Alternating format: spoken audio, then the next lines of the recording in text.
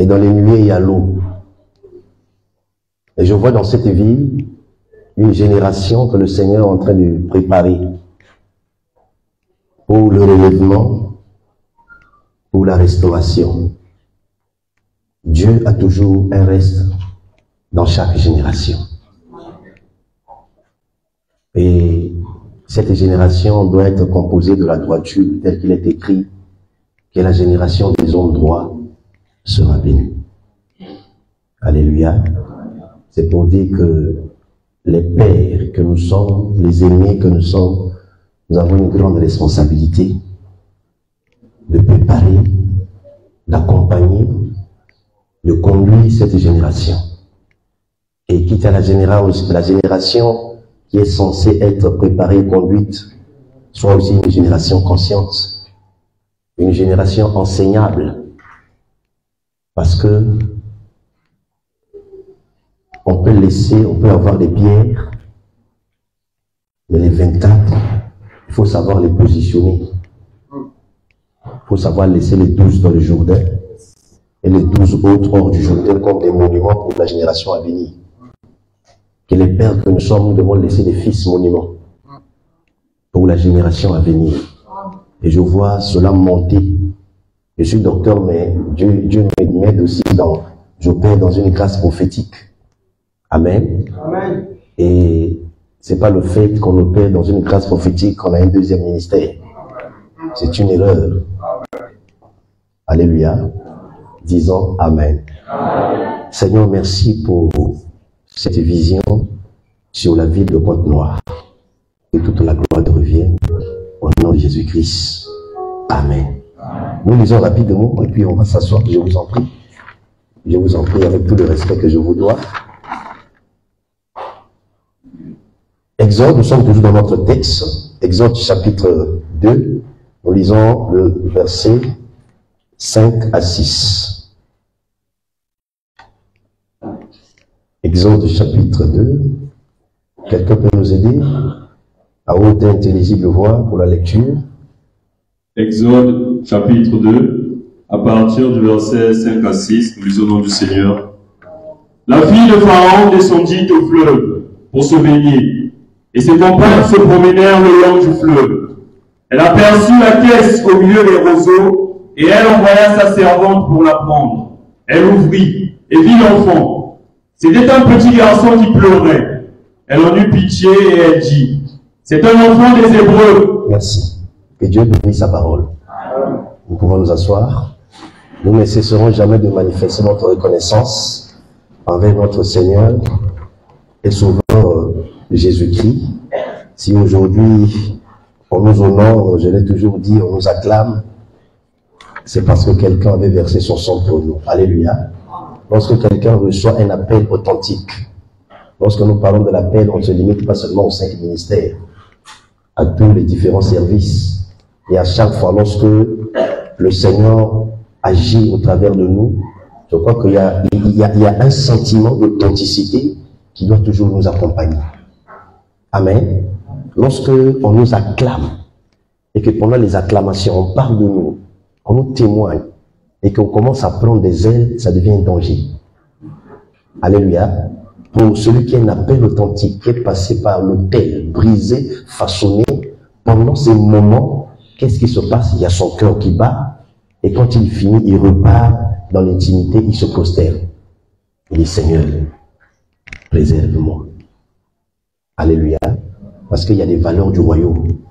Et ce matin, je suis en train de voir un ministère restauré, un ministère relevé, un ministère éclairé, un ministère béni. Alléluia. C'est ce que je suis en train de voir ce matin au travers de l'enseignement que nous avons apporté par la grâce de Dieu. Chers ministres de Dieu, à vos différents rangs, jusqu'au dernier serviteur ou à la dernière servante. Être serviteur ne se détermine pas. Être ministre ou servante ou serviteur de Dieu ne se détermine pas. Ce n'est pas un choix personnel. Le ministère, on ne le détermine pas. On ne le choisit pas. Le ministère, on le découvre. Nous sommes créés pour servir. Et ces choses prennent l'essence depuis l'éternité. Et par les devoirs de Moïse, nous sommes en train de parler de deux éducations, de deux sacerdoces. Et hier, on a vu l'éducation sacerdotale. Que c'est l'éducation sacerdotale qui doit précéder l'éducation royale. Malheureusement, nous avons tendance à inverser les priorités. La Bible est basée sur les priorités. Voilà pourquoi Matthieu 6, 33 dit « Cherchez premièrement et non cherchez le royaume des dieux ». C'est pour mettre l'accent sur la notion de la priorité. Cherchez premièrement, ça c'est la priorité, le royaume des cieux et sa justice et le reste. On a comme l'impression quand on lit Matthieu 33, on saute premièrement.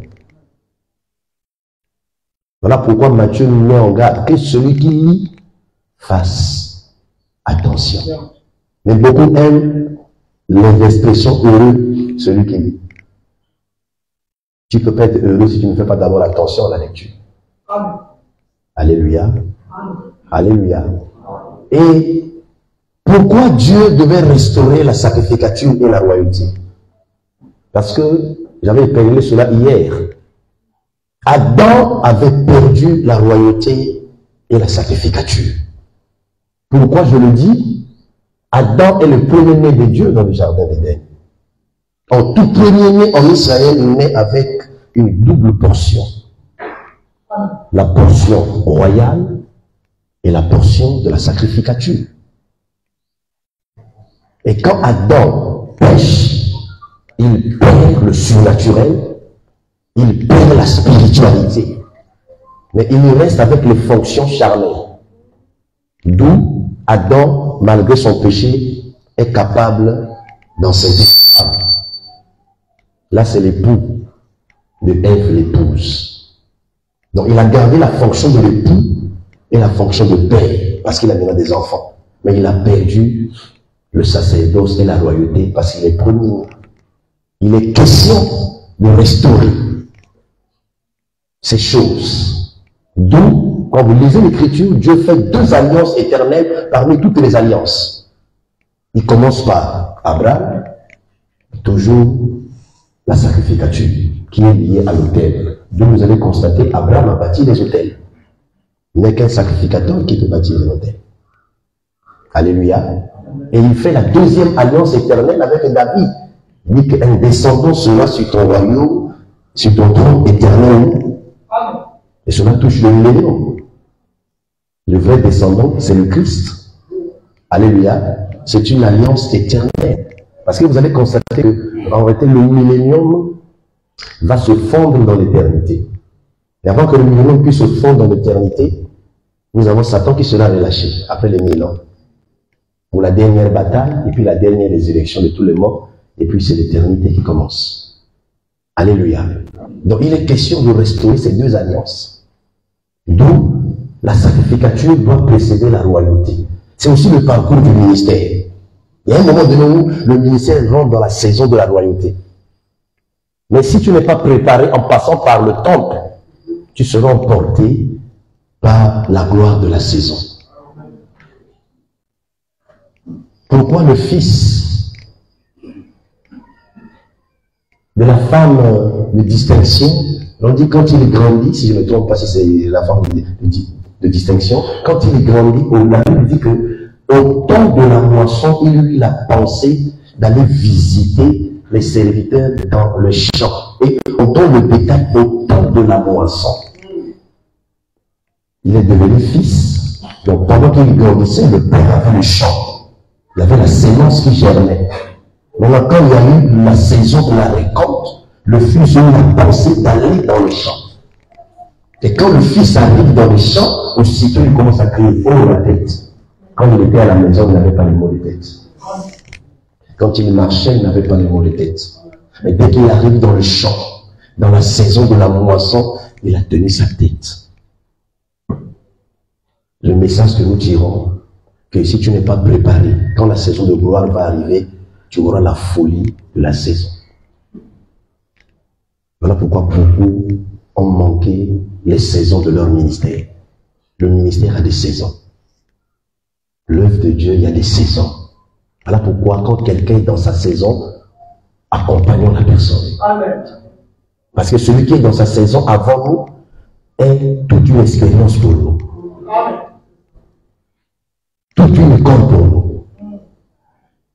Alléluia. Alléluia. Beaucoup ont raté le ministère comme ça. Ils ont le ministère authentique, mais ils sont allés vite en besogne. Ils ont mis la charrue avant les bœufs.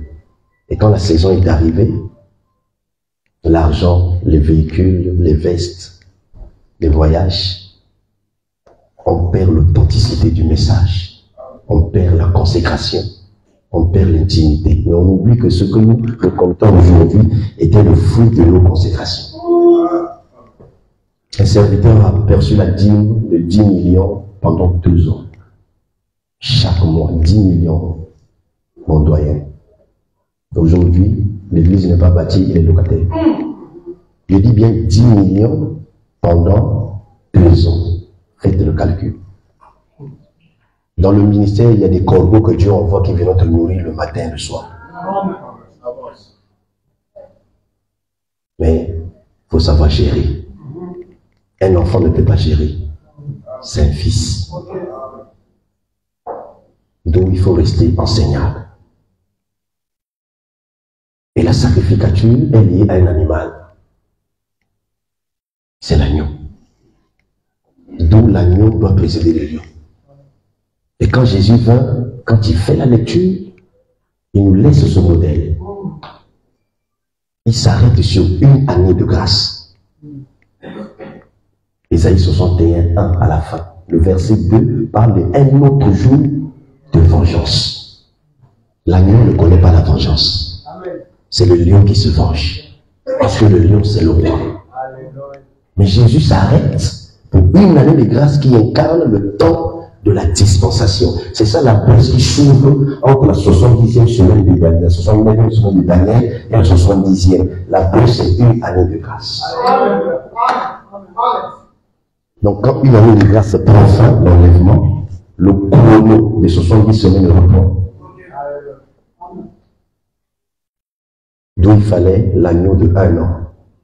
1 an, c'est le temps de la grâce. Alléluia.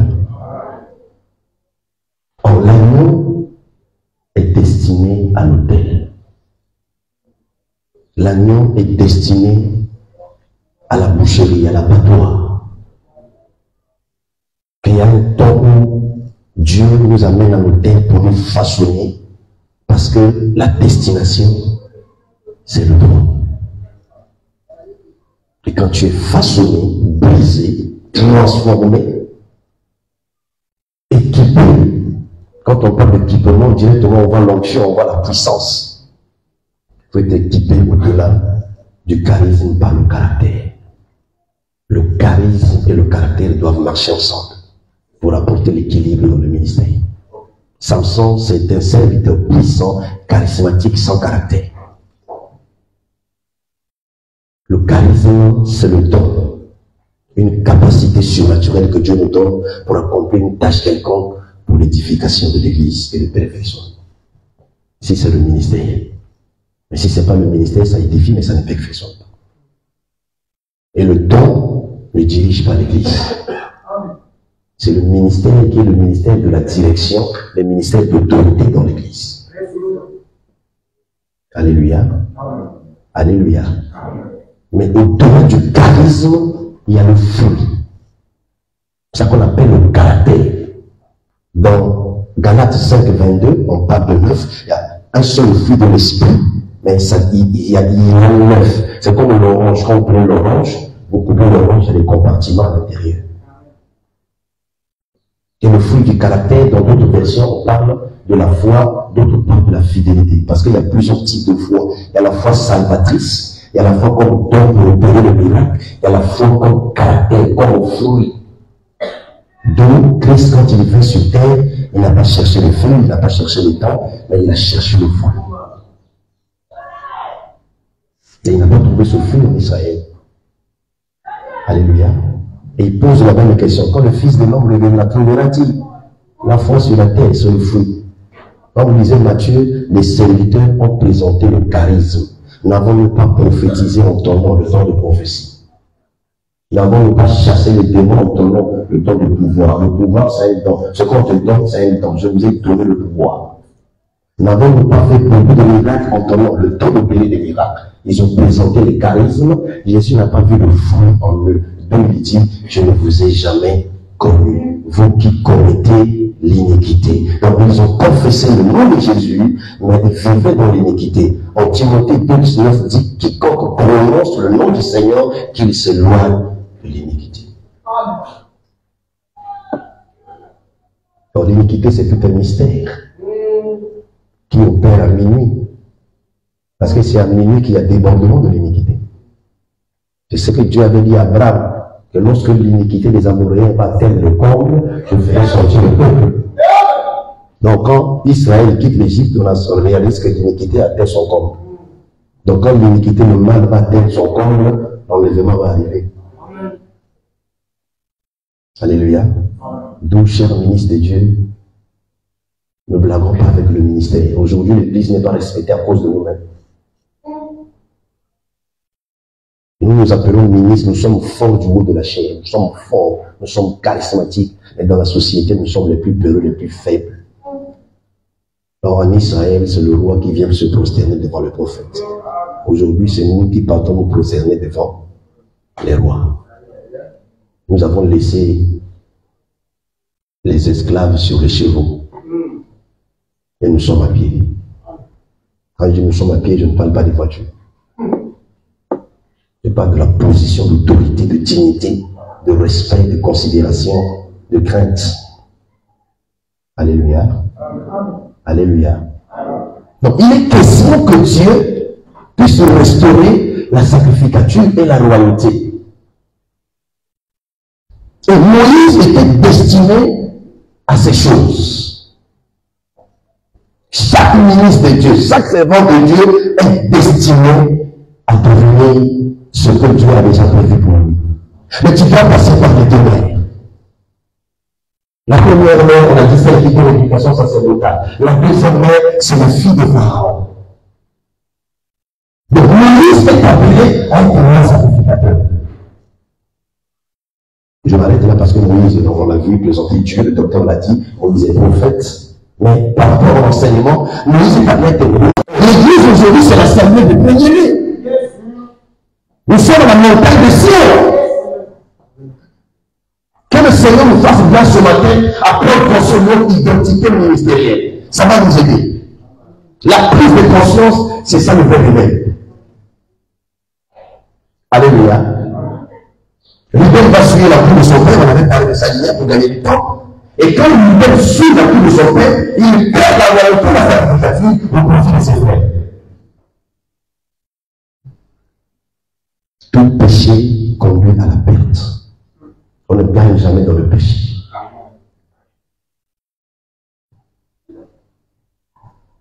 Quand David commet l'adultère, après il a tué Uri.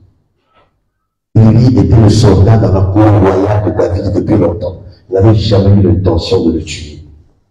Et quand le péché arrive, il tue Uri. Uri qui signifie lumière. Le péché tue la lumière. Parce que le péché, c'est les ténèbres. Alors le ministre, c'est tout un œil qui doit éclairer un corps.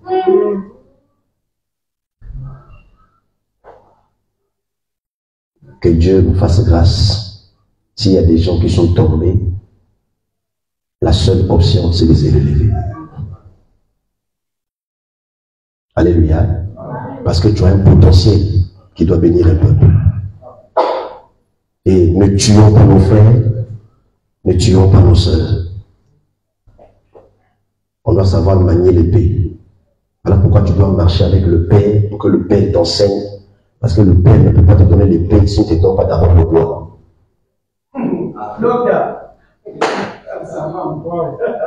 Et le bois, quand le Père te le donne, tu dois pas le porter sur la tête, ni au dos, sur l'épaule. L'épaule en hébreu, c'est Sichet, le lieu de brisement. L'épaule, c'est porter le fardeau. Les fils et les filles, vous êtes appelés à porter le fardeau du Père. Le jeune homme Isaac avait toute la force de laisser le bois et fuir. Abraham Kanina Kokate, parce qu'Abraham n'a pas eu. Mais il a accompagné le Père jusqu'au sommet. Les fils, demeurés dans un esprit de loyauté, le Père va vous amener au sommet. Amen. C'est pas parce que tu marches avec le Père que tu vas voir comme le Père. Non, le Père a vu Morija avant l'enfant. Il a vu, quand il a amené l'enfant, là où il a vu. Ton Père, ton visionnaire, connaît ta destinée. Laisse-toi conduire. Alléluia. Amen. Donc, il perd la loyauté au profit de ses frères rebelles. Et le Père va le donner à qui? À Judas.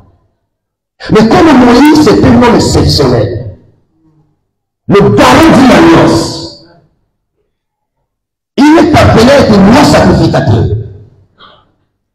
D'où Moïse a eu ce double portion. Roi sacrificateur. Et quand vous lisez Deutéronome 33:5, on dit que Moïse était roi en Israël. Alléluia. Mais tu ne peux pas être roi si tu n'es pas marié. Et oui. En Israël, tu dois être juge si tu n'es pas marié. Donc, comme Moïse vient pour se séparer pour la première famille, es-tu notre juge? Tu veux nous tuer comme tu as tué l'Égyptien? On l'a rejeté, il était célibataire. Jephthé, on ne l'a pas reconnu parce qu'il était célibataire. Jésus aussi a été rejeté parce qu'il était célibataire. Je suis venu chez les siens, et les siens ne m'ont pas reçu. À cause de la femme. Et quand on nous pose la question, nous avons des différents. Viens nous débarrasser, il nous répond, qui va établir juge? Il savait que ce gars a ça. Et on a demandé à Moïse dans le gouvernement, qui va établir juge? La sagesse. Mais quand Moïse ne part, il va dans le désert 40 ans. Il se marie, il peut être roi d'Israël. Et quand il revient, le peuple l'a reçu. Et quand il y a l'enlèvement, il y a le monstre de l'amour pour le plus le roi pour le roi de roi d'Israël va le recevoir.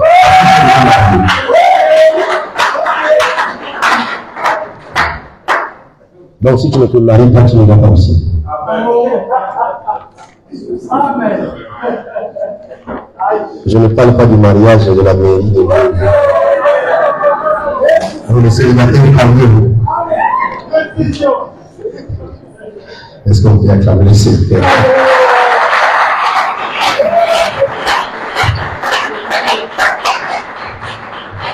Alléluia. Donc Jacob va donner la royauté, le sacerdoce à Judas. D'où il voit un lion, il voit les dents blancs, il voit beaucoup de choses au regard du temps, il voit quoi? Il voit le sceptre.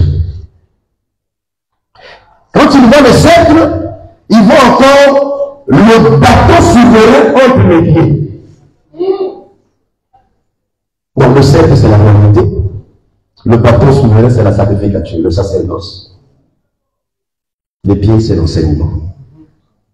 Entre les pieds, si je rentre là, ça va prendre beaucoup de temps. Ça va toucher la verge d'Aaron dans les saints des saints. Donc Moïse a le sceptre, Moïse a le bâton souverain. Donc il est roi sacrificateur. Or Moïse vient de la tribu de Lévi.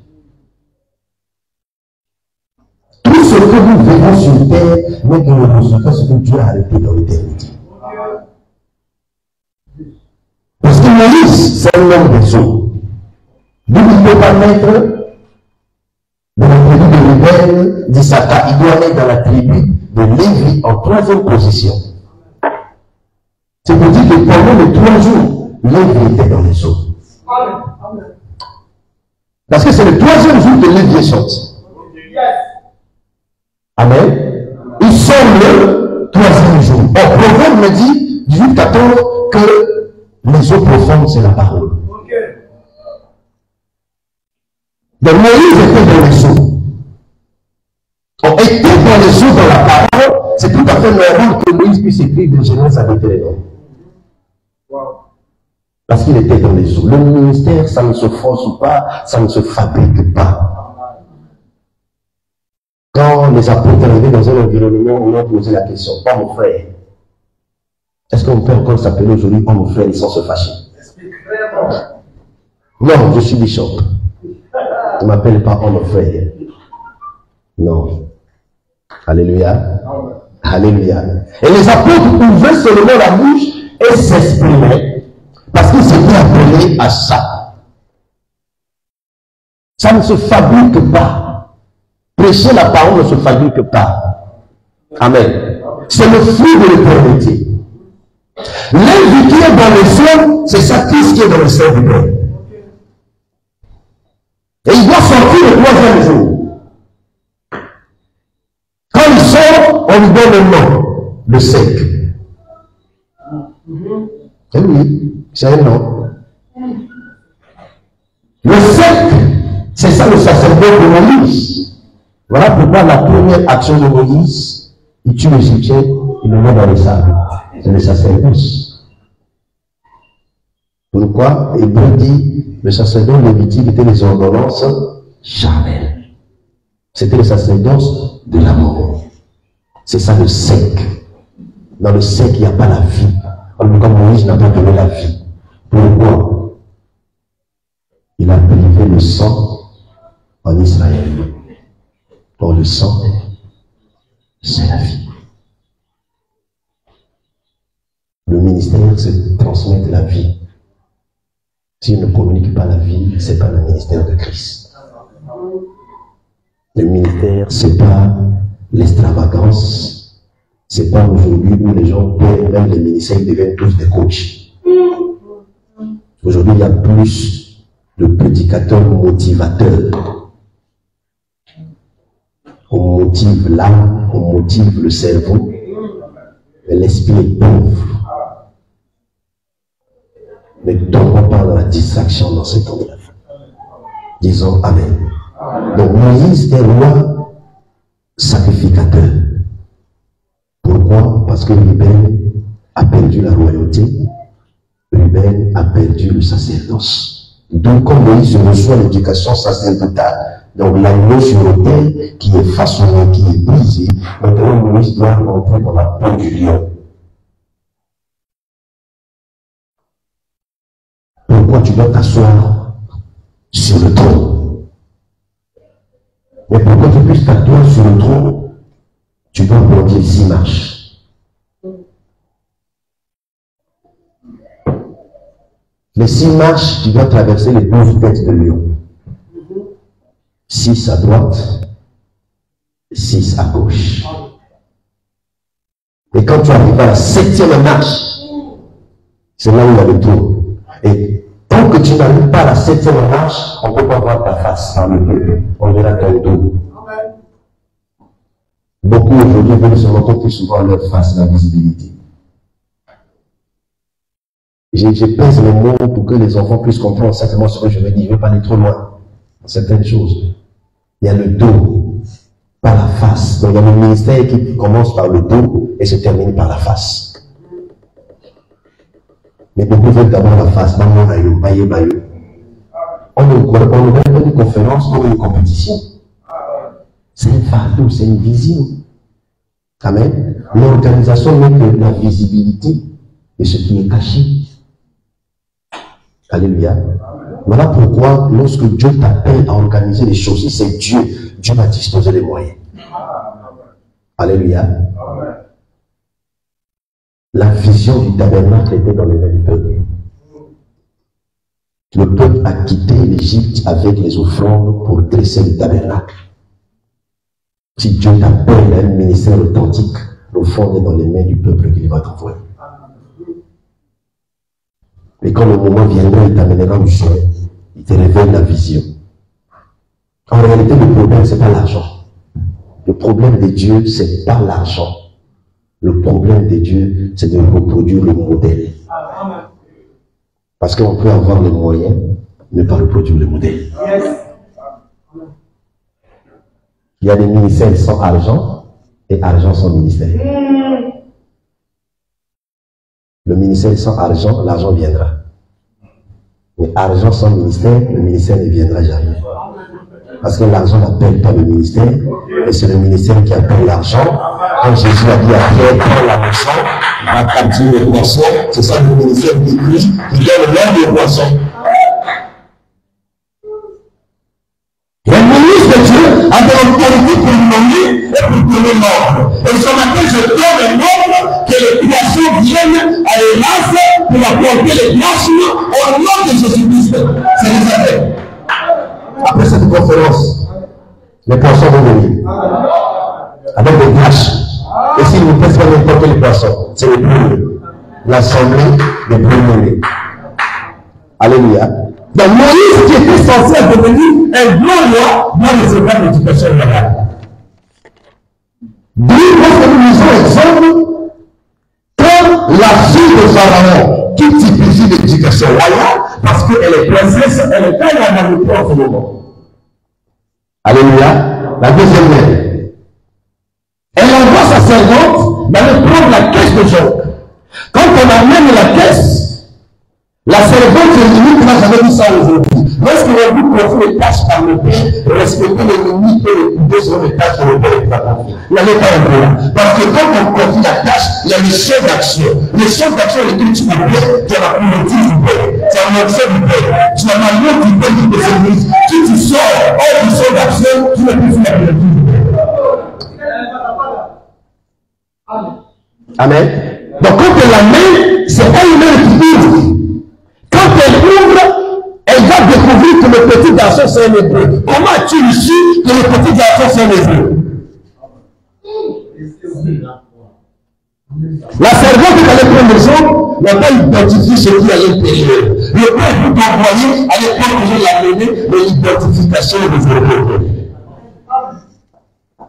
Voilà pourquoi aussi le père doit être capable d'identifier ses fils comme Israël. Sinon, tu vas dire que Judas c'est un au premier appel au premier option. Alléluia.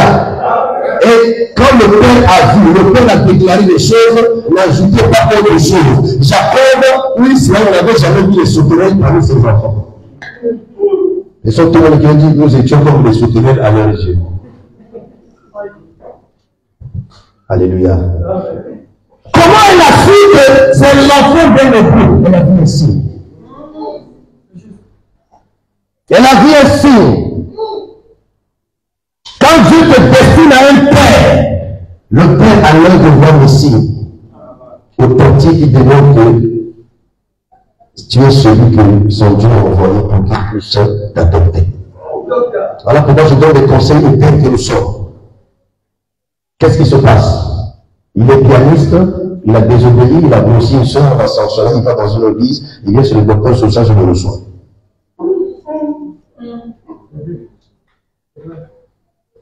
Ne faisons pas ça. Ayons de la maturité. Mais il peut arriver que l'enfant quitte ton église pour venir chez moi pour aller chez toi. On va y arriver. C'est biblique. Si tu n'as pas la notion de l'œuvre du royaume, c'est là où tu seras immature. L'église locale est une porte d'entrée pour le royaume. Nous devons avoir la notion du royaume dans l'église locale. Alléluia. Elle a vu un signe. Le signe que la fille de Pharaon a vu, il a vu le signe d'Abraham. Eh oui. Il a vu le signe d'Abraham. La Bible dit lorsque Abraham a rencontré Melchizedek, le sacerdoce royal, l'ange était dans son sein quand il donnait l'exemple de Dieu.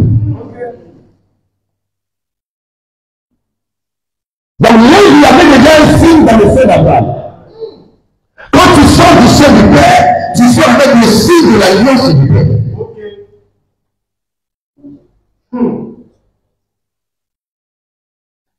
Ton père peut être locataire. Ton père peut avoir 50 morts. Tu as commencé le ministère, tu as 500 morts. Ça ne fait pas de toi plus grand que ton père. C'est le signe de son alliance qui s'exprime en toi. Si ce matin il y a des rebelles, regardez vos pères. Sinon tu finiras comme Absalom, rejeté par le ciel, rejeté par la terre parce qu'il est mort comme une chauve-souris.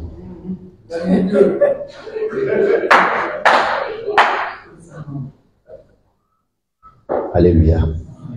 Si c'est Dieu qui est derrière ton départ, même si c'est Dieu qui est derrière, il y a une manière de partir. Alléluia. Alléluia. Il y a une manière de partir. Il a vu le signe de l'alliance du Père. Et j'aimerais dire à des fils et à des filles, lorsque vous êtes enjambés par la prédication de l'évangile par le Père, tu nous mets avec le signe du Père. Voilà pourquoi Agar était brûlé dans le désert, mais Dieu l'écoutera pas.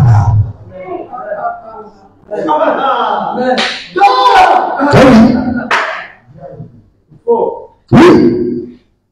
Dieu a dit, j'ai entendu le cri de l'enfant. Pourquoi Dieu a entendu le cri de l'enfant? Pourquoi Dieu a dit et entendu le cri de l'enfant? Parce que l'enfant avait le signe de sang d'Abraham. Ismaël avait le sang d'Abraham. Quand l'enfant était dépouillé, bien aimé, c'est ça la l'œuvre du Père. La paternité sacrée. Alléluia. Alléluia.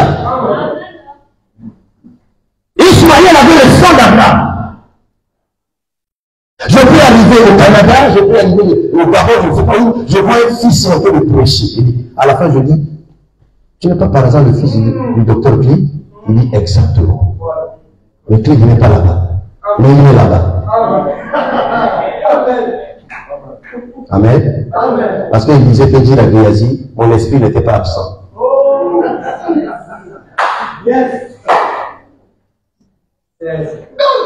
Quand Satan n'avait papa, le livre mari est jeté là. Amen. Il ne faut pas blaguer avec le père. Jacob a trompé le père et lui aussi a été trompé par Laban. Maintenant, prenez les minutes avec lesquelles Jacob a trompé le père et prenez le temps avec lequel il a été trompé par Laban. Et béni. On blague pas avec le père. La paternité sacrée. Si le docteur peut encore me donner des minutes, je ne sais pas. Je vais m'asseoir seulement sur la paternité. Ça va vous aider. Amen. Amen. Alléluia. Pas aujourd'hui, on n'a pas de temps. Disons Amen. Donc, parce que l'enfant avait été sous l'alliance du Père. Disons Amen. Donc, nous voyons ici, la fille de Pharaon a joué le rôle bien-aimé de la paternité adoptive. L'adoption est biblique. Amen. Alléluia. L'adoption est biblique. L'adoption, c'est un moyen qui permet à un père de prendre un enfant légalement comme son fils. Un moyen qui permet de prendre un enfant légalement comme son fils. D'où Timothée était adopté par Paul. Et légalement, il est devenu son fils. Alléluia.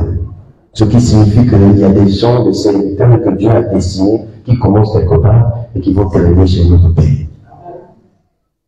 Ça ne peut pas venir de toi-même. Amen. On a vu André n'était pas disciple de Jésus, il était disciple de Jean. Les gens ont la maturité, Jean connaissait sa mission et ses limites de sa mission. Tu dois connaître les limites de ta mission, ton champ d'action. Amen. Alléluia. Voilà pourquoi Samson était seulement agité entre deux entités. Au dehors de là, l'enfant ne peut pas le saisir. Amen. André a quitté Jean-Baptiste pour Jésus. Ils ont suivi Jésus. Jean-Baptiste n'a pas fait de ça un problème. Ayons de la maturité. Il y a eu des gens à qui nous avons prêché l'évangile, qui sont devenus des diacres, des ministres de Dieu, des gens pour d'autres ministères. Mais c'est le royaume des cieux qui gagne. Nous ne nous limitons pas à la vision locale. Je ne suis pas en train de parler aux Absalom. Je parle à André. Donc si tu es Absalom, l'enseignement n'est pas pour toi. Mais pour éviter que tu sois suspendu, réponds-toi, viens vite au pied du Père. Sinon le ciel va te rejeter. Parce que quand tu vas au ciel, tu dis que non, je suis un oiseau. On dit oui, on voit les ailes, mais on voit le corps d'une souris. Tu arrives chez les souris, on dit non, je suis votre frère. On dit oui, mais on voit le corps de la souris pour faire les ailes. Nous sommes rejetés par le ciel, rejetés par la terre. Et ne blaguons pas avec le rejet qui vient de l'alliance du Père qui crie. Alléluia. C'est très important, ces choses. Donc l'adoption, c'est le fait de conférer le statut du fils à un enfant. Donc la royauté n'est pas faite pour les enfants. La royauté est faite pour les fils. Parce que la royauté est liée à l'héritage. Et l'enfant ne peut pas hériter, c'est le fils qui hérite. Et j'avais dit que l'enfant est né avec la nature du Père, mais le fils a le caractère du Père. La nature vient avec la naissance, le caractère vient avec la formation. Le Père doit se reproduire au plan. Donc quand Jésus appela les 12, l'Écriture dit qu'il les a pris avec lui avant de les envoyer. Il les a pris avec lui avant de les envoyer. Et après la résurrection, Jésus n'est pas là physiquement, mais on dit qu'en regardant les apôtres, il est reconnu pour avoir été avec Christ. Pourquoi? Ils ont reproduit ce que le Père a déposé en eux. Bien, c'est ça le secret qui fait asseoir les âmes dans l'église, qui amène la stabilité. L'église de l'éveil a commencé avec un mouvement où les gens ont quitté le corps religieux, les gens sont venus, ils ont écouté des enseignements qu'ils n'ont jamais écoutés, ils ont sauté, ils ont fait des expériences surnaturelles, et ils sont restés, mais en restant, ils ont commencé à voir nos comportements. Et quand je vois sur Facebook, parfois j'ai des larmes aux yeux. L'éthique ministérielle est en train de disparaître. Quand je vois Facebook, les hommes de Dieu, nous sommes en train de terminer l'image de l'église sur Facebook. Donc, lorsque tu vas, excusez-moi, tu vas à la forêt en train de prier, tu donnes le téléphone à ton enfant de te filmer pendant que tu pries. En ce moment, tu pries Dieu, ou bien tu es concentré à la photo. Est-ce qu'on a besoin de savoir si le docteur social va prier 21 dans la forêt? Si le réseau social a besoin de savoir ça. Tu es dans ta chambre, ministre de Dieu, tu es encinglé.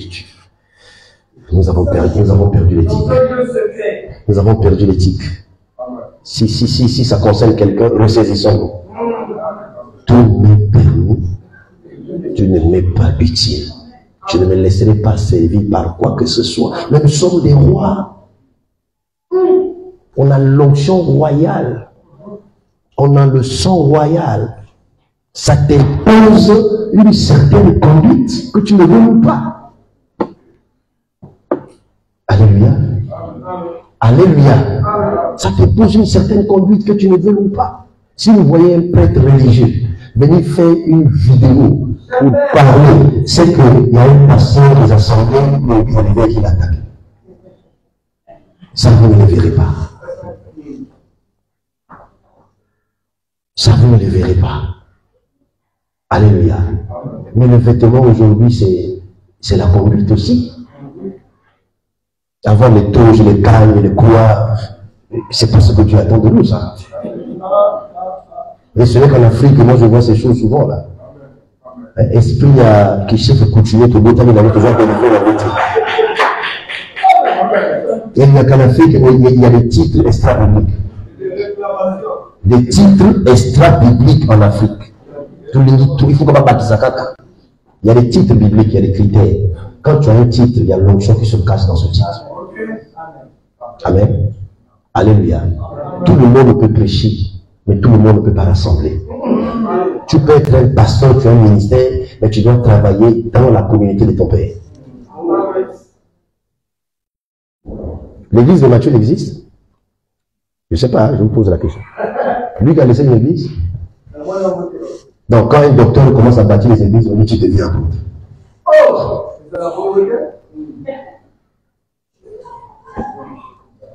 Alléluia. On ne devient pas en bâtissant. On est et on bâtit. Parce que ce que tu bâtis n'est que le résultat de ce que tu es et ce que tu as. Quand on a dit à l'apôtre la lettre de recommandation, il dit mais j'en ai pas besoin. C'est vous qui êtes la lettre de recommandation parce que vous êtes le fruit, le résultat de mon ministère. Homme de Dieu, sois enseignant. Le ministère crie. Amen. Le ministère, c'est un précurseur. Il dit Moïse, je vais t'envoyer un ange qui va préparer les chemins avant que tu arrives. Le ministère parle. Un ministère authentique doit se résoudre dans les oreilles de la reine du Sénat. Eh oui. Mais avant que la reine de Séba se déplace, parce que c'est un déplacement royal, tu dois aussi arranger le lieu. Beaucoup ont trop voyagé, ils ont abandonné la base. On a vu ta grâce, on a vu ta connaissance, quand on est venu, ce qu'on a trouvé, c'est le contraire. Tu n'es pas sérieux. Écoutez, quand tu habites dans une église, même si ce n'est pas construit comme ça, quand tu vois les premiers pas, tu peux dire monsieur. Parce que la Bible parle de faire le commencement. Alléluia. Il y a des gens qui viennent dans nos églises, pas seulement nous écoutons, mais à cause du savoir-faire. Parce que le talent, c'est pas le fait de crier, j'ai 10 talents. Le vrai problème, c'est de faire valoir le talent. Quand tu fais valoir le talent, tu fais valoir le ministère, tu fais valoir la grâce, tu entreras dans la joie de ton maître. Voilà pourquoi j'exhorte les fils et les filles. On vous a confié les tâches dans l'église. Faites-les valoir. Vous allez entrer dans la joie de votre maître, de votre père. Parce que le père joue à la fois le rôle du père et du maître. Donc, si je suis père, où est le rôle qui est dû? Si je suis maître, où est la crainte qu'on a de moi? On n'a pas oublié le maître, mais on va respecter le maître ou le père. Amen. Et quand le père joue le rôle du maître, tu es disciple. Donc quand le père te parle comme un maître, tu dois savoir. Parce que le disciple doit connaître le langage de son maître. Alléluia. Et quand il te parle aussi comme le père, tu dois aussi le savoir dans le peau du fils. Mais ça demande une éducation. Alléluia. Et quand vous lisez Actes des Apôtres, on dit que Moïse était instruit dans toute la sagesse égyptienne. Dans cette sagesse-là, il y avait l'instruction sur la volonté. Parce qu'il est considéré comme fils de Pharaon parce qu'il a été adopté légalement. Alléluia. Attention les enseignements, Jésus était initié. Écoutez-moi, mes chers amis. Écoutez-moi. Quand Dieu t'appelle, il y a un sceau de Dieu sur toi. Alléluia. Dieu ne nous établit pas sous le soleil. Sous le soleil, c'est l'introduction, parce qu'on va nous introduire en public, parce que nous sommes ministres du corps. Mais le ministre de Dieu, je parle de Ephésiens 4:11. C'est l'éternité. Vous connaissez, je vais vous apprendre hier. Il dit, je t'avais connu. Quand il dit je t'avais connu, ça parle de la préscience de Dieu. Ça, ce sont des attributs qui sont essentiels à Dieu. Il y a des attributs essentiels et les attributs communicables. C'est-à-dire, les attributs essentiels, ce sont les attributs qu'on ne peut que trouver chez Dieu, qu'on ne trouvera pas ailleurs. C'est ça la déité. Donc, on a le mot divinité, on a le mot déité. Quand on dit déité, ça c'est Dieu. Divinité, Dieu, mais c'est aussi la nature de Dieu en nous. Mais nous, ce n'est pas la déité. Et Dieu, par sa préscience, nous choisit C'est ça l'élection. Donc, il y a la préscience, il y a l'élection, il y a la prédestination. Donc, pour qu'il y ait élection, pour qu'il y ait prédestination, il faut avoir la préscience. Il dit, je te connaissais. Et je t'avais établi prophète. Un ministre, un même ministre. Deuxièmement, au départ, le ministère, on ne le détermine pas. On ne le choisit pas. On ne devient pas apôtre parce qu'on veut être apôtre. Parce que ça ne dépend pas de celui qui veut, ni de celui qui peut. Mais ça dépend de Dieu qui fait grâce et miséricorde. Nous l'apôtre Pierre dit, ayant obtenu le ministère par miséricorde. Dieu compte 4 ans. Merci, papa. Tu es loin pour ça. Quand tu es loin, tu as le sang de Dieu. Quand tu as le sang de Dieu, tu es mis à part. Voilà pourquoi le sacrificateur, on voit le premier du peuple, c'est ça, ce niveau-là, c'est la mise à part. Quand tu es mis à part, tu deviens la propriété de Dieu. Tu deviens le sang de Dieu. Là, tu peux dire, ne touchez pas. On est loin. Et quand on parle de loin, il y a des différents. Tous les chrétiens sont de loin. Parce que Christ a mis son onction. Mais il y a des différents rangs. Parce que Dieu, c'est un Dieu d'ordre. Alléluia. Voilà pourquoi nous devons respecter les rangs lorsque les gens les soutiennent. Tu peux être Rebecca, tu peux avoir l'eau, tu peux avoir le prix, mais le chameau doit tester ton eau. Si le chameau ne teste pas ton eau, tu n'entreras pas dans le mariage, tu ne verras pas Isaac dans les champs. Les chameaux, c'est les anciens, c'est les pères, c'est les aînés. Tu as le message. On va goûter le message. Comme le fils fonctionne aujourd'hui sans père, sans maître. On ne sait même pas ce que tu prêches. Amen. Alléluia. Tes messages sont remplis de colocats de sauvages.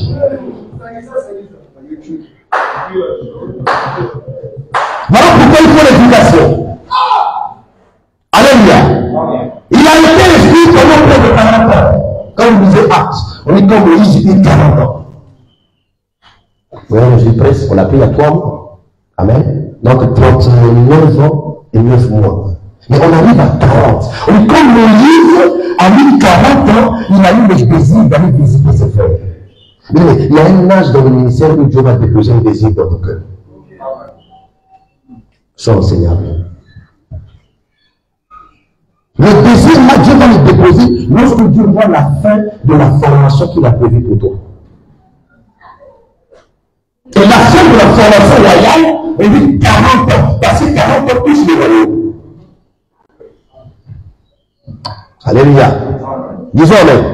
40 ans plus là, ça touche le royaume. Et 40 ans, c'est la marche. À part le toit, c'est la marche.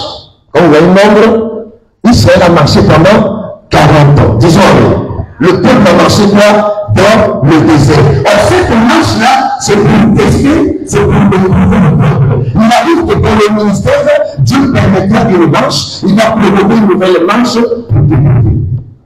Dieu ne trouve pas le panier. Dieu s'attend le temps dans le panier.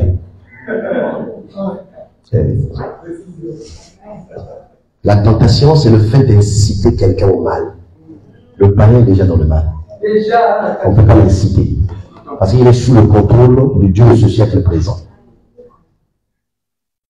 Voilà pourquoi la prière ne nous soumet pas à la tentation, n'était pas pour tous les juifs. Oui, c'était pour ses disciples. Que celui qui lui fasse attention. Notre Père qui est au ciel, il a commencé à dire ça pour ses disciples, pas Israël. Israël est orphelin.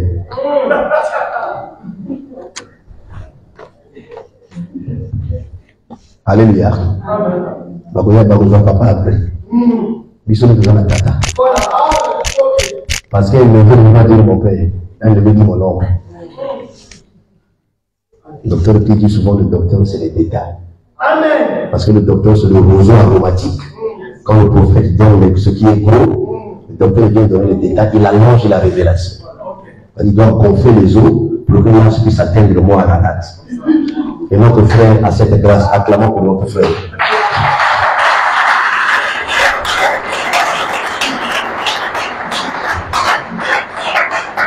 Donc Dieu nous donne l'éducation royale dans la réussite d'Ayob, Dieu va nous éprouver.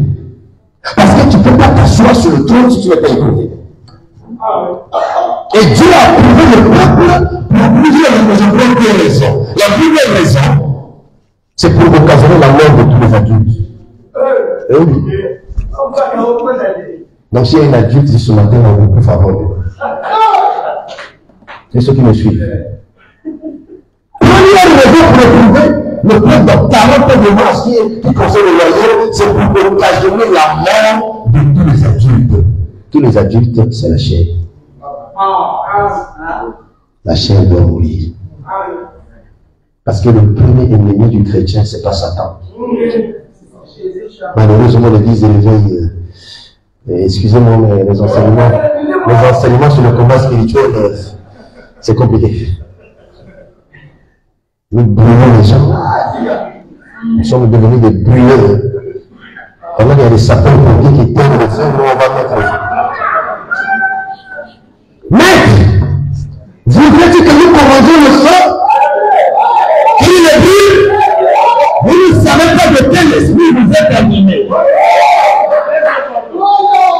On n'est pas là à brûler les gens. Oh non, Élie a brûlé les gens. Frère, s'il y a des choses qu'on ne maîtrise pas, vous ne les taire. Alléluia. Alléluia.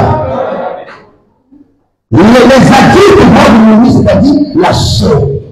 Et le premier ennemi de l'homme, c'est sa chair, la nature décide d'Adam. L'écriture interprète le futur. Si le futur est silencieux, chez Jacob, Jésus peut briser le silence. On lui déclarait à tuer avec. On s'est arrêté, il a tué avec moi. Dans le vite. Mais plus tard, Jérusalem, qui tue les prophètes et les lapide depuis la vie. C'est la première là. Le silence a été brisé. Moïse jette le bâton, les magiciens jetaient, les magiciens. On n'a pas de problème de l'homme.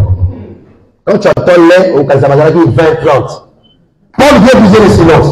Comme Janès et Jambres s'opposèrent à Moïse, on va dire qu'ils étaient deux.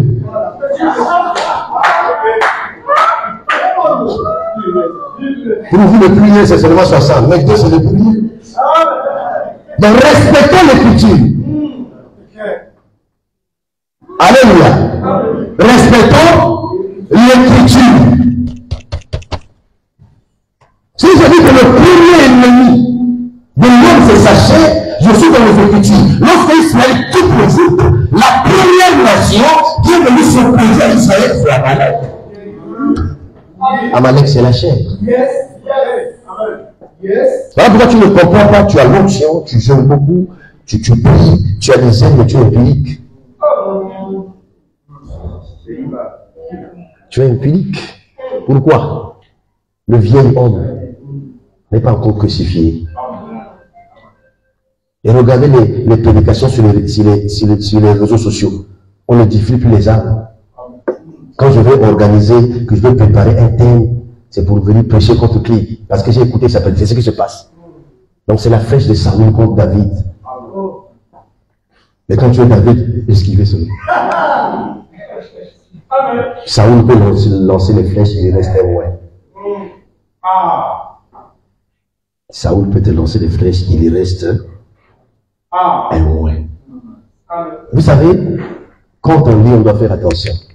Quand nous lisons aujourd'hui, prenons le 23 là, on est tous contents, là, l'Éternel est mon berger, la vallée de l'homme, la vallée de l'homme vraiment est, mais c'est Saül. Si Saül n'a pas persécuté dans les livres de Psaume 23, il ne faut pas blaguer avec le Père. Même la persécution du Père était un enseignement pour toi. La vallée de l'homme de la mort, là, c'est pas Seigneur qui est venu comme ça. C'était Saül qui cherchait à le faire mourir. C'est ça l'homme, c'est ça. Mais nous, on en bénéficie aujourd'hui. La paternité sacrée. Donc, je pense qu'on va en parler avant de terminer. Disons-le. Donc, deuxième raison, c'est pour éprouver les enfants la marche et les amener à la maturité pour qu'ils ne peuvent pas entrer en canon comme des enfants immatures. Aucun immature n'entrera au ciel. Éprouver les enfants et les amener à la maturité puisqu'ils ne pouvaient pas entrer en canon comme des enfants immatures. Parce que canon, c'est le ciel. Parce que si tu selon la topographie, quand tu quittes Canaan, tu dois monter. Et tu quittes l'Égypte, tu dois monter. Voilà pourquoi les explorateurs étaient obligés de monter. Voilà pourquoi Moïse pour voir était obligé de monter. Mais quand tu quittes Canaan, tu dois descendre. Et quand tu descends, tu ne dois pas descendre avec les mains vides. Tu dois descendre avec quoi? Les grenades, les figues et les raisins. 3 choses. C'est pas ça? Amen. Et je connais un homme, il a dit, je connais un homme qui fit la vie au 3e siècle. Quand il descend, aussi descend avec 3 choses. La foi, l'espérance et l'amour. Je connais un autre qui était aussi dans le hauteur, dans le ciel du Père. Quand il descend avec 3 choses. Le chemin, la vérité et la vie. Canaan, c'est les Écritures. Quand tu montes, tu médites, tu ministres de Dieu. Quand tu descends, va vers le peuple, apporte les fruits au peuple. Or, les fruits là, c'était le témoignage. Quel est le témoignage que tu donnes au peuple, que tu conduis? Quelle est la nature de ton témoignage? Quelle est la qualité de ton témoignage? Parce que le sacrificateur, quand il opérait dans les saints des saints, sous sa robe, il y a des clochettes. On va entendre le son de la cloche. Comme témoignage. Si on n'entend plus le son, est-ce qu'il est mort? Quand il n'y a plus de témoignage, tu es mort dans le ministère, quoi que tu aies vu. Le témoignage, l'esprit rend témoignage à notre esprit dans les cœurs des fils, des filles, dans ton troupeau. Parce que les brebis doivent entendre ta voix et te suivre. Donc il y a beaucoup de loups qui veulent que les brebis entendent leur voix. Non. Les brebis entendent la voix du berger. Parce que le berger n'a pas les mains vides. Il a le bâton et la houlette. Brebis, tu n'as pas de corps. Tu n'as pas de griffes. Tu n'as pas de corps pour attaquer. Tu n'as pas de griffes comme les autres animaux pour te défendre. Ta corne et ta griffe, c'est dans les mains du berger. Voilà pourquoi tu dois être conduit. Pourquoi? Parce que le berger, c'est là où il va t'amener. Où? 2 lieux. Vers le pâturage et les eaux paisibles. On a aussi les jours de pâturage. Les jours de pâturage, c'est que les herbes ont séché. Il n'y a pas l'enseignement, il n'y a pas la vie. Les eaux paisibles, il y a aussi les mares d'eau.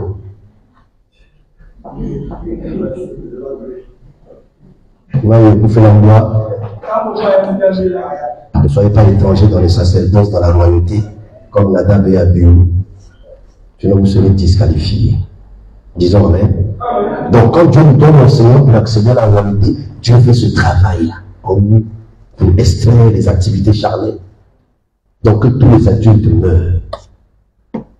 Et que les enfants qui sont les servants du royaume grandissent. Parce que Moïse devait conduire un peuple en tant que roi sacrificateur. Vous allez constater que la volonté de Dieu, quand vous lisez Exode 19:6, il a appelé Israël à être roi sacrificateur. Jésus, l'apôtre de la rédemption, il a fait de nous un royaume sacrificateur. Ce qui signifie que, étant des sacrificateurs, nous sommes des serviteurs, mais des serviteurs à nous. L'humilité, la simplicité, l'effacement. Alléluia. Nous servons dans le temple sous la direction d'Aaron, qui est ton Père.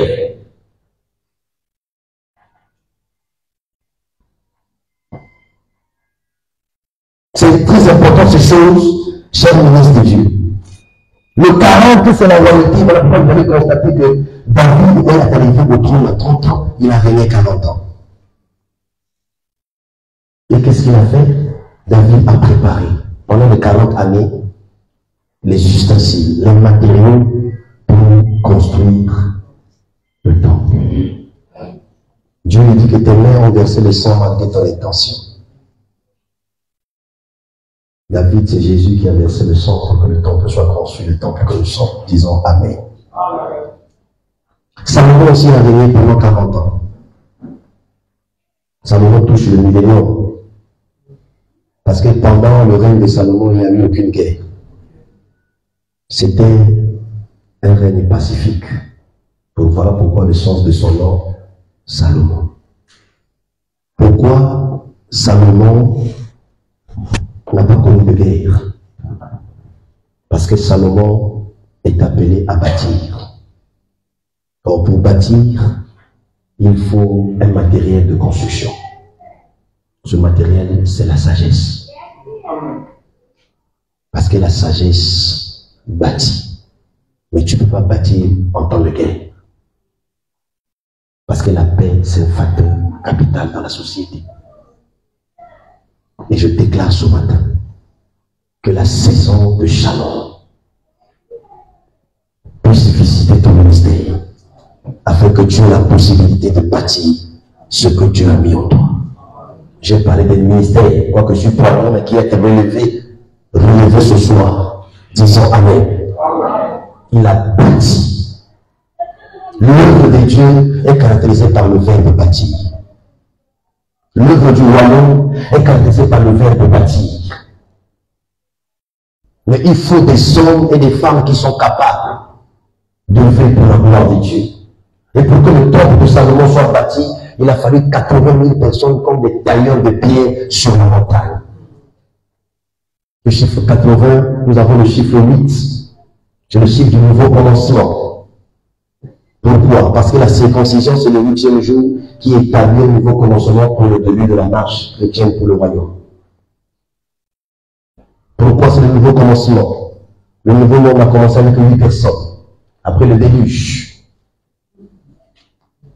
Et quand vous allez en mathématiques, il y a le 8 de renversé.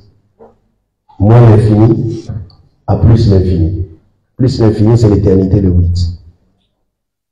Et l'œuvre que nous faisons du royaume est liée à l'éternité. Et Salomon a eu le temps de bâtir 2 maisons. Au lieu de commencer par sa maison, il commence par le temple. Il finit par sa maison. Pourquoi? C'était prophétique. Quand Dieu t'appelle à bâtir, ce que tu vas poser comme action est lié au prophétique. C'est ça qui fait la volonté de Dieu. Je ne parle pas de bâtisse bien rouge. J'ai une localisation, je ne parle pas de ça. Je parle du dessein de Dieu qui s'accomplit au travers de toi. Amen. Il commence par le temple et il construit le temple en 8 ans, en 20 ans, il construit le temple en 7 années. Et quand il finit, il commence sa maison. Au lieu qu'il bâtisse la maison à 15 ans, il bâtit la maison 13 années. Alléluia. Ces 2 maisons, c'est 2 peuples. Donc il faut que confirmer la déclaration de Dieu. Il y a eu le soir, il y a eu le matin. Or, nous allons commencer par le matin, terminer par le soir. C'est 2 peuples. Le peuple du soir, vous connaissez. Le peuple du matin, vous connaissez Israël. Il dit, dès le matin, j'ai parlé à vos pères. Voilà pourquoi la lampe ne pouvait pas éclairer. Amen. Comme ça ne pouvait pas éclairer, Moïse l'a mis sous le boisseau. Or, le boisseau, c'est le sacerdoce. Il ne pouvait pas éclairer. Et comme la lampe pas éclairée, la lampe partait en s'éteignant. Voilà pourquoi, au temps d'Élie, les sacrificateurs, on dit, la lampe n'était pas encore éteinte. C'est que ça va s'éteindre. Mais quand est-ce que la lampe a été éteinte? Amen. Il y a plusieurs aspects. Je prends une couleur. Quand Jésus-Christ était à Gethsémani, les 3 disciples dormaient. Or, l'œil est la lampe du corps. Le sommet des disciples, c'est la lampe en Israël qui s'est éteinte. Christ, le chandelier, va vers les nations.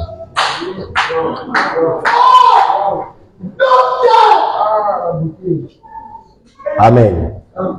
Alléluia. Amen. Et prophétiquement parlant, la lampe royale était éteinte lorsque Nebuchadnezzar est venu prendre le dernier roi de Juda, Sédécias. Il a tué ses fils devant lui et il a crevé les yeux de Sédécias. Le crevement des yeux, c'est la fin de la royauté en Israël. Depuis Sédécias, le dernier roi de Juda, il n'y a plus de roi jusqu'à aujourd'hui. Voilà pourquoi vous allez constater, en Israël, c'est le premier ministre qui est plus connu que le président.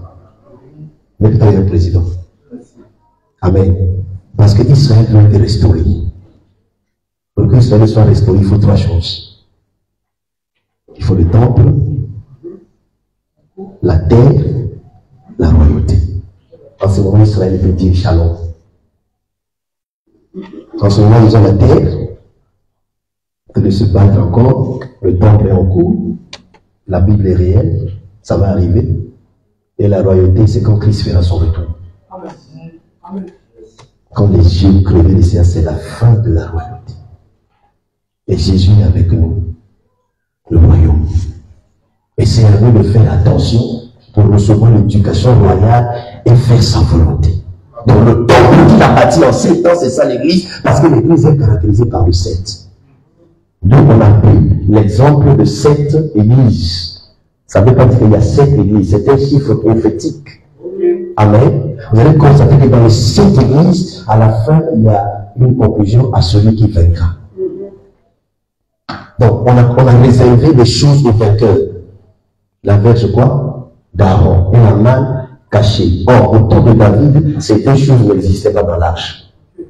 C'était seulement les deux tables de la loi. Or, Dieu a ôté la manne cachée et la verge d'Aaron, il les a réservées aux vainqueurs de l'Apocalypse. 13 ans, c'est Israël, les 12 fils plus Dina. Donc, en commençant par le temple, il finit par sa maison. C'est ça Dieu qui commence dans l'église. Voilà pourquoi vous allez constater que l'arche a fait 7 mois chez les Philistins sans frapper aucun Philistin. L'arche est chez les Philistins pendant 7 mois, c'est ça Christ qui est dans l'église aujourd'hui. Elle est devenue muette. Et quand il va quitter les Philistins, il doit frapper. Et disons Amen. Donc, le temps que nous avons le royaume. Et c'est à nous d'annoncer le royaume. Mais tu peux pas annoncer le royaume si tu ne suis pas l'enseignement de ton Père. Aujourd'hui, ce que nous donnons comme enseignement, c'est contraire aux enseignements du royaume. L'église aujourd'hui, c'est la Odyssée. Message sur la prospérité prêché à tort et à travers. Comment une âme vient à l'église pour la première fois, une païenne? Nous je vois de l'élévation. Comment? Qu'est-ce que nous prêchons aux gens? Une âme, une païenne qui vient à l'église. La première des choses que le Saint-Esprit te montre, c'est l'élévation. Il y a des choses que nous prêchons ici au Congo, si tu vas ailleurs, tu ne peux pas prêcher ça. Tu ne peux pas prêcher ça. Tu arrives dans une église où la deuxième personnalité de la ville, donc la deuxième personnalité, donc là, pas de riche, il est la deuxième personne. Mais il est au protocole. Il est vraiment à Jakarta, Makelele. Il est au protocole, il est là. Son rôle, les femmes qui viennent d'accoucher, ont des bébés. Elles ont des couches, il faut seulement des signes. Ils viennent.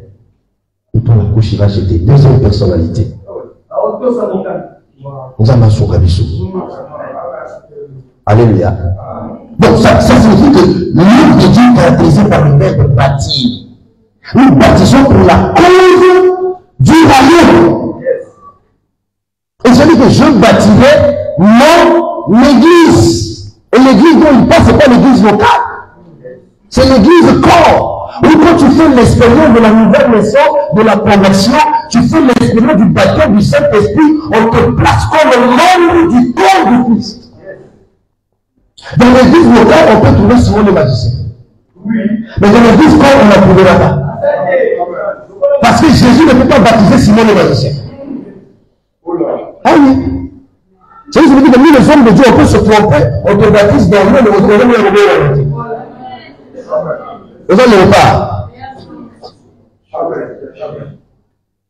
Alléluia. C'est l'œuvre du royaume. Et nous sommes ses serviteurs pour la cause du royaume. Vous voyez que dans les sectes là, il y a toujours l'église qui va sortir. Dans les sectes, c'est que le temps de la dispensation de l'église. J'ai lu hier que Moïse est devant les sectes filles de Jéthro, on a changé ce moment.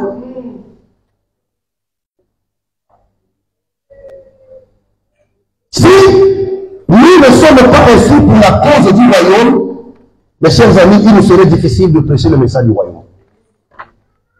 Quelqu'un me dit, oh non, mais vous prêchez toujours le royaume des cieux. L'église a dit, votre papa, on n'a jamais. Vous toujours prêcher le royaume, donc les gens n'ont pas voir le royaume. Mais l'église, c'est un cycle d'arrivée des gens. Alléluia. Les gens viennent. Hier, quand on a commencé l'église, on avait des programmes d'affermissement. Nous, par la grâce, au courant de l'affermissement, les 4 lois spirituelles. Parfois aussi, nous sommes désordonnés dans la manière de faire dans l'église. On peut aussi ordonner les choses. Parce que le royaume des cieux est ordonné. Alléluia. Disons Amen. Le royaume est avec nous. Mais le royaume qui est avec nous a une durée. Oui, et si le royaume est avec nous, nous ne le méritons pas. Amen. Parce qu'il a dit que le royaume qui sera ôté sera donné à une autre nation. C'est que le royaume est à une autre nation. C'est Israël, nous le connaissons. Amen. Amen. Or, quand Jésus pose certaines actions, c'est les actions prophétiques. Il a déclaré des paroles sur le futur.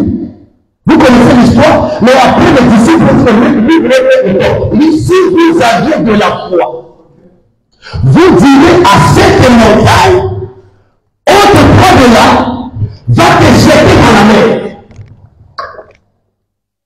Amen. Là, Jésus ne parlait pas comme un maître. Il ne parlait pas comme un père. Il parlait comme un prophète. Amen. D'où Moïse a exercé aussi une fonction prophétique, qui est liée aussi au royaume. Parce que le prophète prend le roi. Et Daniel nous explique que la montagne aussi est comparable à un royaume. Il dit, j'ai vu une pierre qui se détache sur le secours depuis le monde, qui vient renverser la statue qui avait 4 métaux au 5e élément d'argile.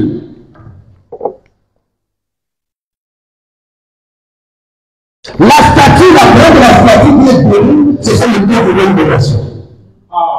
Le renversement de la statue, c'est la fête de l'Indonésie. Je vais rapidement reprendre. Amen. Or, non seulement quand la pierre renverse la statue, cette pierre est devenue une grande montagne sur toute la terre.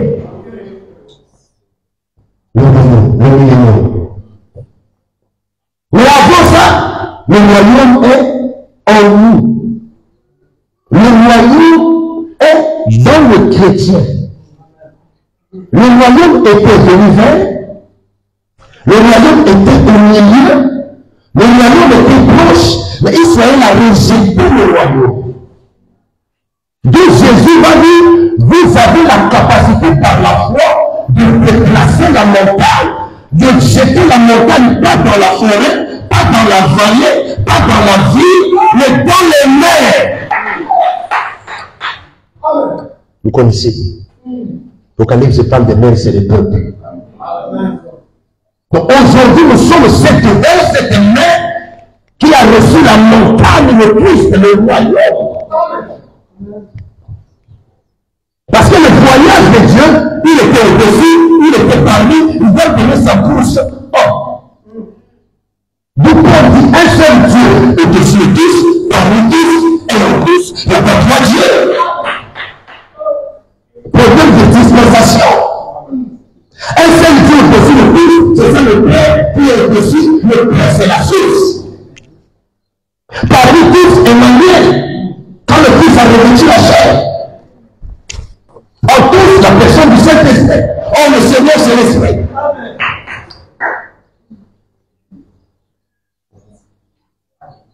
Et quand nous recevons l'instruction, nous ne pouvons que donner ce que nous avons reçu. Quand Jean-Baptiste fait son message, le royaume de Dieu est proche. Jésus vient, il a parlé du royaume proche, au milieu de vous, parlez de vous. Les apôtres sont venus, répondez-vous, soyez baptisés. Mais c'est le message du royaume. Jésus, pour venir encore confirmer que le nombre de 40 est lié au royaume, après sa résurrection, il a fait 40 jours.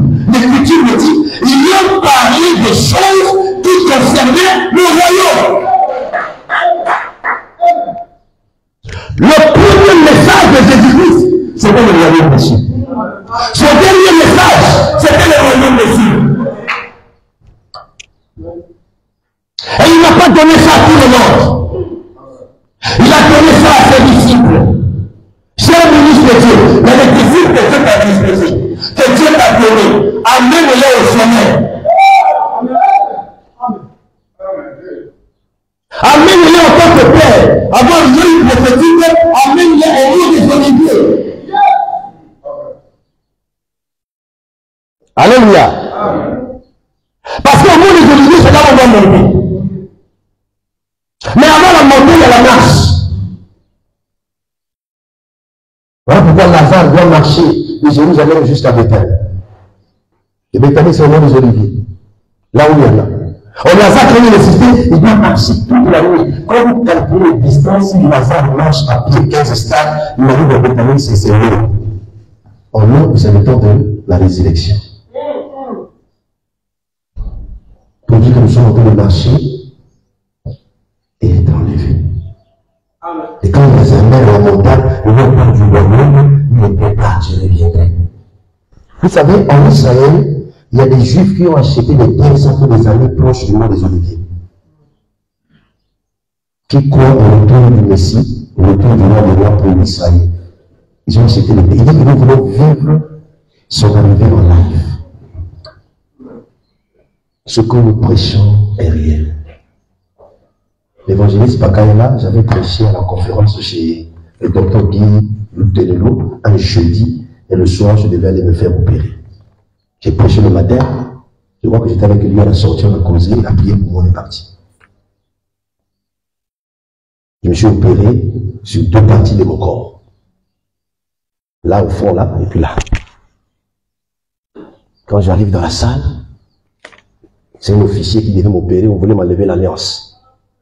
L'officier a dit, c'était loin de Dieu. Il y a l'habitude, on opère, on enlève, mais n'enlèvons pas. Et on a mis la chanson de Alain de l'autre. Après, l'anesthésie. Pendant l'anesthésie, le Seigneur m'a emporté dans l'éternité. C'était le 5 janvier 2023. Mon message du 31 décembre, c'était sur le royaume. Parfois, on me dit que la mission est si téléphone, vous savez. Amen. Mes chers amis, ce que nous prêchons est réel. Je voyais ce qui se passait dans le monde physique. J'entendais, je voyais tout le mouvement, mais eux ne peuvent pas me voir. Et j'ai senti, malgré que j'ai la possibilité de revenir, mais j'étais impuissant de quitter le monde invisible et venir dans le monde visible. Dieu devait donner l'ordre. Il m'a dit, l'éternité que tu prêches est réelle. Alléluia. Chers amis, nous sommes tombés dans une distraction. Donc, j'avais préparé ce message dans une haute, tellement dimension, hautement prophétique, mais le Seigneur a dit non. Parle le plus simplement possible parce qu'il y a des choses essentielles que nous devons comprendre pour le service. Travaillons pour la cause du royaume. Je n'ai pas dit que ne prêchons pas sur la prospérité, sur la délivrance, non, mais montrons au peuple délivré, marié, béni, c'est pas quoi, salaire est bâti. Mais il y a le siècle présent, il y a le siècle à venir. Mais pour que tu puisses hériter le siècle à venir, tu dois recevoir le centuple au siècle présent. Or, souvent le centuple, on voit souvent le matériel. Or, le centuple, c'est Isaac. Donc, si tu n'as pas Isaac au siècle présent, tu n'as pas peur au siècle à venir. Donc, le véritable Isaac, c'est le Christ. Et ce n'est que le message du royaume qui va préparer les gens à hériter le royaume. Alléluia. D'où, chers ministres, chères servantes, on a besoin de ces deux mères. Parce que ces deux alliances sont éternelles. La sacrificature et la royauté. Le problème est que tout le monde veut être des lions. Quoi? Certains sont des chats. Le lion ne miaule pas, le lion rugit. Je crois que pendant les conférences pareilles, il faut qu'on ait le courage de reconnaître qu'on n'a pas de ministère et de déposer le ministère. Oui. On doit avoir ce courage. Parfois, ce que tu es en train de souffrir, ce n'est pas le diable. Tu souffres parce que tu portes les vêtements de salut. Et puis rien ne tombera jamais. Les jours vont se prolonger. Est-ce que nous comprenons, mes chers amis? Je ne saurais pas me compenser parce que je suis docteur de la parole. Ce n'est pas d'abord ça. D'abord la fidélité que Dieu verra dans mon doctorat pour lui. D'où le talent, il faut le faire valoir. Ce n'est pas un problème de recevoir 10 talents ou 20 talents. Le problème, c'est de les faire valoir. Les âmes, évangélisant, annonçant le message du royaume aux gens. Notre siècle, c'est le siècle de la connaissance, mais attention avec la connaissance que nous avons. Si nous sommes là pour impressionner, pour épater, vous dites Amen, avance, au Laliwabi, au Saliboye, attention. L'essentiel est de le tenir. Comme l'a dit Paul, l'évangile que j'ai reçu, avant tout, Christ est mort pour nos péchés, selon l'Écriture. Ressuscité, enseveli, ressuscité, selon l'Écriture. Si vous l'avez tenu tel que je vous l'ai annoncé, vous n'aurez pas cru enfin. Donc je termine en disant que retournons l'essentiel d'une conférence. C'est un moment de partage. Que chacun prenne conscience que Dieu nous a confié une tâche. Et n'oubliez pas que chacun rendra compte de son ministère. Chacun rendra compte de son appel.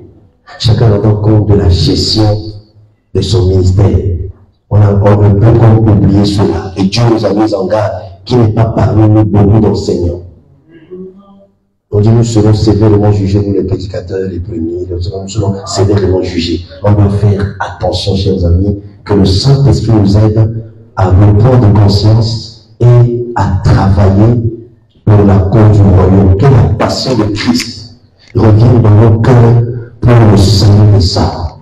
L'argent viendra, les vestes viendront, les voitures viendront. Tu vas pétiner les tapis rouges, mais avant, finis la formation sur l'autel. Avant d'arriver au trône. Parce que le trône, c'est la saison de gloire dans le ministère. C'est la saison de bénédiction. Mais le problème, c'est la gestion. Donc, il faut quitter l'étape d'enfant, être fils. Parce que le fils travaille pour l'héritage. Et quand le fils hérite, il ne gaspille pas l'héritage. Il doit savoir gérer l'héritage. Pour terminer, vous allez constater que l'église de l'éveil, les assemblées, parfois, quand le leader meurt, il y a un désordre total. Nous qui sommes des aînés, des pères, assurons la continuité. Et que cette continuité ne soit pas assurée après la mort. Ou après notre mort, on commence à se poser la question qui, avant que Moïse ne meure, le peuple savait que c'est Josué. Et qu'est-ce que Moïse a fait? Moïse lui a imposé les mains pour lui communiquer son esprit. Et la Bible dit, en faisant ainsi à Josué, tu vas le faire partir de ta dignité. Le sacerdoce est une dignité. Le ministère est une dignité.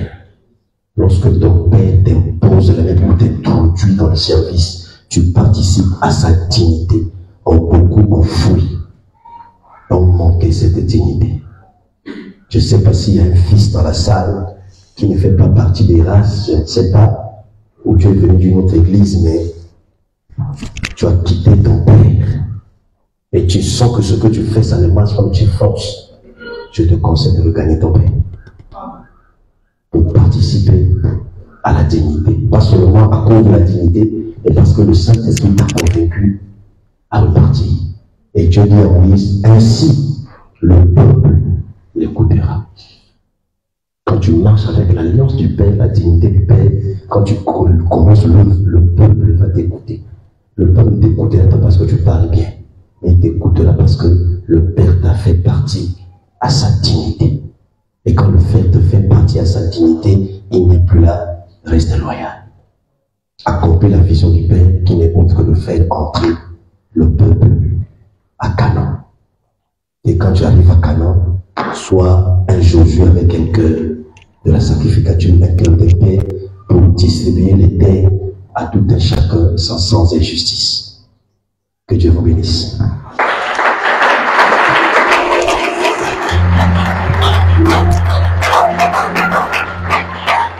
Est-ce que vous pouvez vous mettre debout?